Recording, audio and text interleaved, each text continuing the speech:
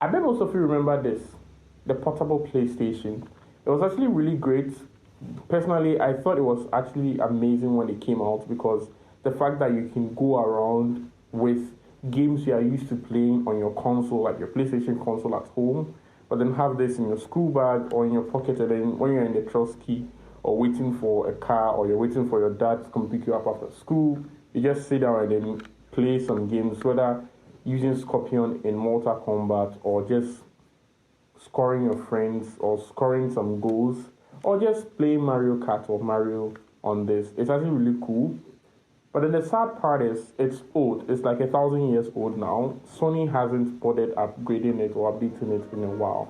And also, you can't really get a brand new to get right now. And it doesn't even make sense to carry this and your phone at the same time. Well, today I'm going to teach you how to get like PlayStation games on your phone. And it's not really difficult, it's something like easy. So in this video, I'm going to teach you how to do that. So let's get into the video. This procedure can actually work on your iPhone or your Android phone. It's actually been around for a very long time now, and I didn't really pay attention to it because I always felt the phone can't really do justice until I started using my phone. And then if you think about it now, budget phones, or there are phones that are way powerful than they actually cost, and it's actually a good thing. So what you want to do is head over to the Play Store or your Apple app and search PSP emulator. They have two versions. One is the paid version and one is the free version. And you know, I'm going to use the free version to teach you because why not? So I already have it installed here. So what you want to do is just go to this site and then download the app. And then when you open it, you see what I'm seeing on my screen right now.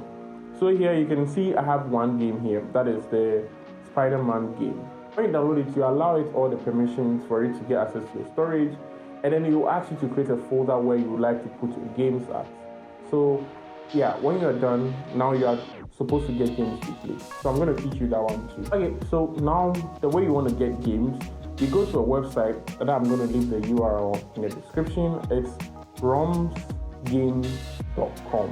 Most of the time, some of these websites, because they are free sites, some of them are not well maintained, so they get out of commission and those kind of stuff. So I'm going to try my possible best to always update it in my description or in the description of this video. So you go to www.romsgames.net, and then when you come here, you realize you can get like emulators or the ROMs for games that you already have or what you have. So in our case, we have the PSP. So we go through the list and then find the PSP, the PlayStation Portable. Click on it, then there's an ad, and then here you can either sort it or go through it by popularity or alphabetically, or you can just search the game you want. So we are seeing that here we have God of War, Ghost of Sparta, Grand Theft Auto Vice City, Naruto, God of War, Need for Speed, which is actually one of my favorites, and Mortal Kombat, Ben 10, WWE, Grand Theft Auto, Liberty City. I actually like Liberty City because it's one of the Grand Theft stories that I was actually able to finish completely because I had it on my console at that time. And yeah, it has a ton of games. So you can download a game and then you just get it. So in our case, we downloaded the Spider-Man. So when you do that, it will give you download a file, it will come as a zip file. So you would want to go to the download location in your files manager.